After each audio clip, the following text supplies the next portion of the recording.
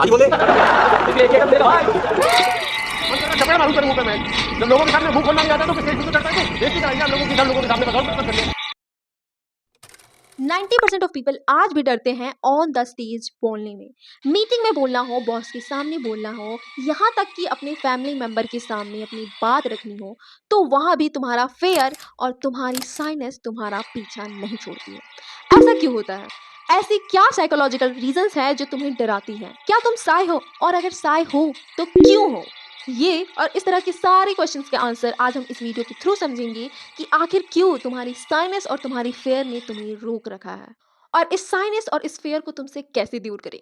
देखो, इस वीडियो को मेनली 3 भागों में डिवाइड किया गया है। फर्स्ट पार्ट में हम ये जानेंगे कि फेयर और साइनेस की साइकोलॉजिकल रीजंस क्या है। सेकंड पार्ट में हम ये जानेंगे हमें फेयर और साइनेस को कैसे फेस करना है। थर्ड पार्ट जिसमें हम 7 डेज रोड मैप को जानेंगे, जिससे तुम अपनी फेयर एंड अपने साइनेस से दूर हो सकते हो, उन्हें 80% तक कम कर सकते हो। तो वीडियो को स्किप मत करना, because this is gonna very interesting and very powerful. तो इस वीडियो को देखने से पहले तुम इंश्योर कर लो कि तुम इस वीडियो के तीनों पार्ट को अच्छे से देखने वाले हो, क्योंकि तुमने अगर एक भी पार्ट मिस कर दिया तो तुम बिल्कुल ही नहीं समझ पाओगे कि तुम अपने फेयर और अपने शाइनेस को कैसे दूर करो। तो चलो चलते हैं, इस वीडियो के चैप्टर्स को स्टार्ट करते हैं एंड तुम्हारी ये इंटरेस्टिंग जर्नी शुरू करते हैं, ताकि तुम इस वीडियो को देखने के बाद अपने फेयर और अपने शाइनेस को दूर कर सको। ब्रेन का रोल देखो, तुम्हारी फियर कोई वीकनेस नहीं है, ये बस ब्रेन का डिफेंस सिस्टम है जो डेंजर को डिटेक्ट करता है। बचपन से लेकर आज तक हमारे अंदर डर होता है, बस समय के साथ उसकी परिभाषा बदलती जाती है।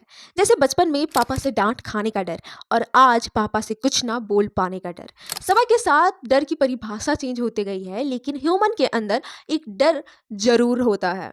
ह्यूमन ब्रेन का एक पार्ट होता है जिसे अमिगडाला कहते हैं, जो डेंजर को क्रिएट करता है। जब तुम किसी काम को करने से डरते हो तो तुम्हारे ब्रेन का अमिगडाला पार्ट एक्टिवेट हो जाता है और तुम में कुछ इस तरह के सिम्टम्स दिखने लगते हैं, लाइक हार्ट बीट का फास्ट हो जाना, हाथ कांपने लगना और माइंड बिल्कुल ब्लैंक हो जाना। ये सेम रिएक्शन फेयर और साइनेस दोनों में देखे जाते हैं। फेयर ऑफ जजमेंट सबसे बड़ा रीजन।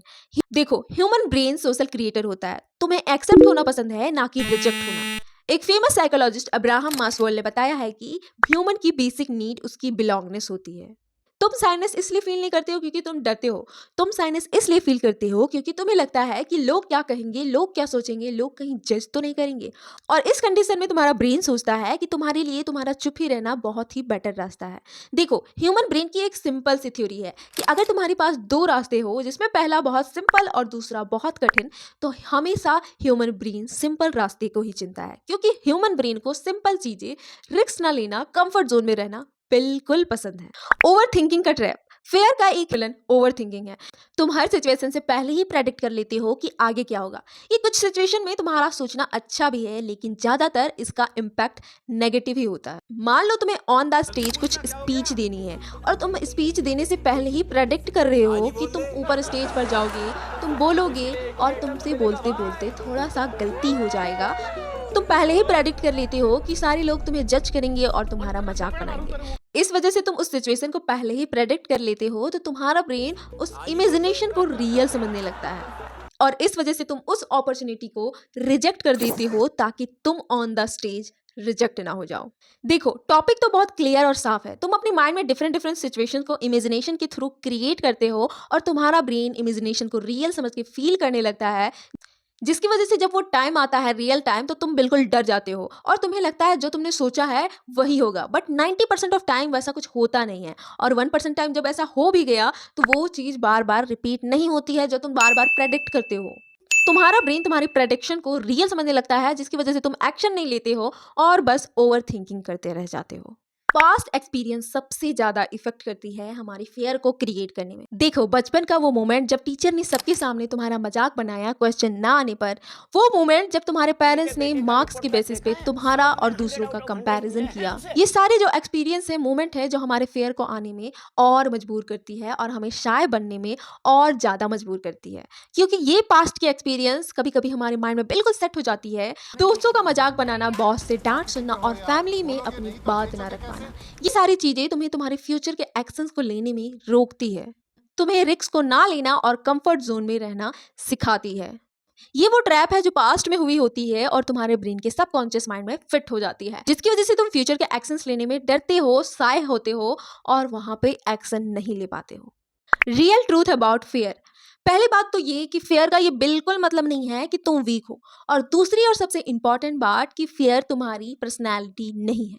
ये बस एक इमोशंस है जो तुम्हारे पास्ट के एक्सपीरियंस और जो तुम्हारी फियर से आती है। ये तुम्हारी इमोशंस और तुम्हारी पास्ट की एक्सपीरियंस है जो तुम्हें एक्शंस लेने से डराती है, जिस वजह से तुम ये सोचने लग जाते हो कि लोग क्या कहेंगे, लोग क्या सोचेंगे, कहीं लोग तो मुझे जज तो नहीं करेंगे। इस वजह तुम रिस्क को अवॉइड करते हो और कंफर्ट जोन में ही रह जाते हो। इस वीडियो का फर्स्ट पार्ट तो पूरी तरह से कंप्लीट हुआ। फर्स्ट पार्ट में हमने ये जाना कि क्या वो साइकोलॉजिकल रीजंस हैं जिसकी वजह से हम डरते हैं और हमें साइनस होता है। देखो, अब तो हमें ये पता चल गया कि वो क्या रीजंस है जिसकी वजह से हम डरते हैं, लेकिन अब हमारा आता है सेकंड पार्ट जो बहुत ही इंटरेस्टिंग है, जो हमें ये सिखाएगा कि हम अपने फियर को कैसे फेस करेंगे।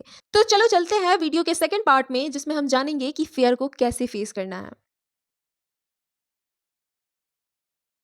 स्टेप नंबर 1, जब भी तुम्हारे दिमाग में ये आए कि लोग क्या सोचेंगे, क्या कहेंगे, कहीं जज तो नहीं करेंगे, तो तुम्हें बस खुद से एक सवाल पूछना है। वो सवाल ये होना चाहिए कि अगर लोग कुछ सोच रहे हैं तो क्या मैं उनके दिमाग के अंदर घुस के ये जान सकता हूँ या फिर जान सकती हूँ कि वो क्या सोच रहे हैं, कैसे सोच रहे हैं और क्यों सोच रहे हैं। क्या तुम उनके माइंड के थिंकिंग प्रोसेस को चेंज कर सकते हो? क्या तुम उनके परसेप्शन को चेंज कर सकते हो जो तुम्हारे बारे में वो सोचते हैं? अगर इसका जवाब हाँ है तो तुम ओवरथिंक कर सकते हो, लेकिन अगर इसका जवाब ना है तो तुम्हें ओवरथिंक नहीं करना है। तो अपना फोकस वहां लगा जहां तुम्हारा कंट्रोल हो, वहां नहीं जहां तुम्हारे कंट्रोल ही ना हो। तो फर्स्ट क्वेश्चन तुम खुद से पूछोगे कि क्या क्या तुम कुछ कर सकते हो? क्या ये चीजें तुम्हारी कंट्रोल में है? और अगर नहीं है तो तुम इन सब चीजों के बारे में नहीं सोचोगे। Second step, micro step. बहुत छोटा स्टार्ट बट वेरी पावरफुल। देखो, तुम्हें अपने फेयर और साइनस को कम करना है तो उन्हें छोटे छोटे भागों में तोड़ना होगा और अपने डेली लाइफ में यूज करना होगा। कैसे? एग्जाम्पल, सुबह उठने के बाद अपने फ्रेंड्स और अपने फैमिली मेंबर्स को गुड मॉर्निंग बोलना without over thinking. Example number 2, तुम किसी शॉप में जाते हो और वहां जाकर किसी रैंडम प्रोडक्ट का प्राइस पूछना। स्टेप्स तुम्हें हेल्प करेंगी तुम्हारे फेयर और साइनस से लड़ने में। जब तुम ये छोटी छोटी स्टेप को करोगे तो तुम्हारा माइंड इसे नॉर्मल समझेगा और वैसा रिएक्ट नहीं करेगा जैसे तुम पहले करते हो, ओवर थिंक करते हो। तुम्हें ये सारी चीजें विदाउट ओवर थिंकिंग करनी है क्योंकि तुम्हारे हाथ में बस तुम्हारी कंट्रोल है, ना कि दूसरों की। Step number 3, 5 second rule. This is such a very powerful trick to confuse your mind. देखो, मान लो जब तुम्हें क्वेश्चन पूछा जाए और तुम्हें उस क्वेश्चन का आंसर आता है बट तुम्हारे फेयर के कारण तुम उस आंसर को बोल नहीं पाते हो, तो तुम्हें बस उस वक्त एक ही काम करना है। जब तुम्हें किसी क्वेश्चन का आंसर आता है तो तुम्हें तुम्हारे मन में बस 5 तक काउंट करना है, 1 2 3 4 5, एंड देन तुम्हें आंसर करना है, रिप्लाई करना है विदाउट कुछ सोचे, विदाउट ओवर थिंकिंग करे। देखो, इससे होता क्या है, जब तुम सीधा आंसर आ जाने पर 5 तक काउंट करते हो और सीधा बोल देते हो तो तुम्हारे ब्रेन को उस वक्त सोचने का टाइम नहीं मिलता है। तुम्हें बोला गया है कि तुम बस 5 तक काउंट करोगे और जल्दी से रिप्लाई करोगे, तो तुम्हारा ब्रेन बस इस इंस्ट्रक्शन को फॉलो करेगा विदाउट ओवर थिंकिंग करे। 4 स्टेप, अपने सेफ जोन को एक्सपेंड करो।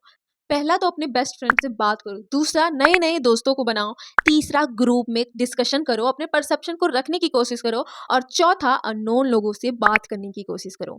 कैसे? एक एग्जाम्पल के थ्रू समझो। अगर तुम रोज अपने फ्रेंड से बात करते हो तो तुम में कंफर्ट जोन एक्सपेंड होता है। तुम नए नए दोस्तों को बनाते हो तो तुम जानते हो कि लोग कैसे होते हैं, लोग ऐसा नहीं सोचते हैं, और तुम ओवर थिंकिंग नहीं करते हो। तीसरा, तुम ग्रुप में डिस्कशन करते हो तो तुम्हारे अंदर से वो फेयर जाता है, बोलने का फेयर जाता है, लोग तुम्हारी बात सुनते हैं तो तुम्हें अच्छा लगता है। चौथा, जब तुम अननोन लोगों से बात करते हो तो तुम्हारा सबसे बड़ा फेयर जाता है कि अननोन लोगों से कैसे बात करें। किसी प्लेस को लेकर उसकी एड्रेस पूछ सकते हो, तुम किसी चीज को लेकर, किसी प्लेस को लेकर, किसी बात को लेकर वो डिस्कशन वहां पे स्टार्ट कर सकते हो। द मोमेंट डिसाइड करेगी कि वो डिस्कशन किस बारे में होगा, एंड ऑब्वियस सी बात है, तुम्हें ये पता होता है कि तुम्हें क्या बात करनी है। बस तुम्हारा माइंड तुम्हें ब्लैंक कर देता है जब तुम अननोन लोगों के पास और जब तुम लोगों के पास जाते हो। तो अपने माइंड को कुछ देर के लिए साइड करो और जो जो मैंने कहा है उसे बस फॉलो करो। अब हमारी वीडियो का सेकंड पार्ट भी पूरी तरह से कंप्लीट होता है कि किस तरह से हम अपने फेयर को फेस करेंगे। अब इस वीडियो का सबसे interesting and important and last chapter and last part आता है 7 Ds road map to overcome your fear. तो देखो, अगर तुम इस वीडियो को देख रहे हो, अभी तक टिके हुए हो, तो तुम्हारा काम सिर्फ ये नहीं है कि तुम सुनोगे। सुनने से कुछ नहीं होता। अगर तुम एक्शन नहीं लोगे तो तुम अभी भी वैसे रहोगे, 6 महीने बाद भी वैसे रहोगे, 6 साल बाद भी वैसे रहोगे, और 10 साल बाद भी वैसे रहोगे। अगर तुम्हें खुद को बदलना है तो तुम्हें छोटे छोटे स्टेप्स लेने पड़ेंगे जो तुम्हारे डेली लाइफ के हैं, तुम्हें कोई एक्स्ट्रा एफर्ट भी नहीं डालने हैं। तो चलो 7 Ds रोड मैप को डिस्कस करते हैं एंड उसे फॉलो करके तुम ही तुम्हारे फियर से ओवरकम करवाते हैं। देखो अगले 7 दिनों तक तुम्हें क्या करना है। पहला तुम्हें अगले 7 दिनों तक हर दिन 5 लोगों को हाय बोलना है। वो कोई भी हो सकते हैं, तुम समझो, बट वो फैमिली मेंबर को छोड़कर कोई भी हो सकते हैं। टास्क में, ऑफिस में, कॉलेज में ग्रुप डिस्कशन करना। वो डिस्कशन किसी भी बारे में हो सकता है, तुम्हारे काम के बारे में हो सकता है, तुम्हारी पढ़ाई के बारे में हो सकती है, तुम्हारी नॉलेज के बारे में हो सकती है। बस तुम्हें अपने परसेप्शन को ग्रुप में रखना है, डिस्कस करना है पूरे ग्रुप के साथ, ना कि बस वहाँ बैठकर सुनना है। अपनी क्लास के टॉपर से या फिर अपने सीनियर से क्वेश्चंस पूछना, स्ट्रेटजीज पूछना, बात का डिस्कशन करना, ऐसे लोगों से बात करना जिससे तुमने कभी बात नहीं किया है, नए नए दोस्तों को बनाना। अगले 7 दिनों तक तुम ये करोगे। चौथा, तुम 2 अननोन पर्सन से रोज बात करने की कोशिश करोगे। 5वां, तुम रिजेक्शन को एक्सेप्ट करोगे। देखो इन चारों स्टेप को करते वक्त तुम्हारे पास बहुत ही प्रॉब्लम्स आएगी और कभी कभी तो रिजेक्शन भी आएगा। तो तुम्हें रिजेक्शन को एक्सेप्ट करना होगा without over thinking, because this is part of this 7 days journey. मान लो जब तुम किसी को हाई कहोगे और तुम्हें वो हाई रिप्लाई नहीं करेगा तो तुम बहुत ओवर थिंक करने लगोगी। तुम्हें ओवर थिंक नहीं करना है, तुम्हें रिजेक्शन को एक्सेप्ट करना है। जब तुम ग्रुप में डिस्कशन करोगे तो शायद तुम्हारी बात कोई नहीं सुनेगा, एक बार में तो बिल्कुल भी नहीं सुनेगा। जब तुम दूसरी बार बोलोगे तो लोग शायद इग्नोर करेंगे, तब भी तुम्हें रिजेक्शन को एक्सेप्ट करना है और चौथी बार, तीसरी बार, 5वीं बार बोलने का ट्राई करना है। जब शायद तुम स्ट्रेंजर्स लोगों से बात करने की कोशिश करोगे तो वो मना कर देंगे या फिर कोई तुम्हें इग्नोर करेगा, तो तब भी तुम्हें रिजेक्शन को एक्सेप्ट करना है। तो 5 नंबर इसलिए बहुत इंपॉर्टेंट है कि रिजेक्शन को एक्सेप्ट करो। सो this was 7 days road map जो तुम्हें फॉलो करना है अगले 7 दिनों तक, क्योंकि सिर्फ थ्योरी सुनने से कुछ नहीं होगा। तुम अपनी लाइफ में रियल लाइफ एक्सपेरिमेंट नहीं करोगे, एक्शन नहीं करोगे, तो तुम यही की यही रह जाओगे। So this was my whole video. 7 days road map को फॉलो करना मत भूलना, because this will help you to overcome your fear and shyness. Video पसंद आई है तो वीडियो को लाइक, चैनल को सब्सक्राइब और कमेंट सेक्शन में रेटिंग करना मत भूलना कि इस वीडियो ने तुम्हें कितनी वैल्यू प्रोवाइड करी है।